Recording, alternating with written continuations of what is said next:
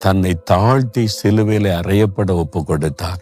அவமானப்படுத்தப்பட்டார், நிந்திக்கப்பட்டார், புறக்கணிக்கப்பட்டார், கேவலப்படுத்தப்பட்டார். அதையெல்லாம் ஏன் அவர் பொறுமையா சகிக்கணும்?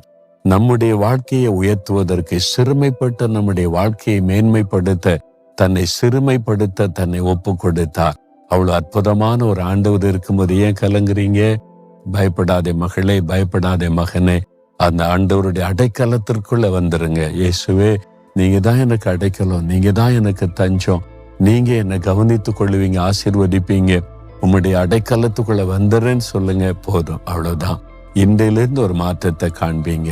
தகப்பனே, இந்த மகனை பாரும், மகளை பாரும். அவமானப்பட்டு, நிந்திக்கப்பட்டு, சிறுமைப்பட்டு கலங்கி நிற்கிறாங்க. இவங்களுக்கு நீங்க தான் அடைக்கலம், நீங்க தான் தஞ்சம்.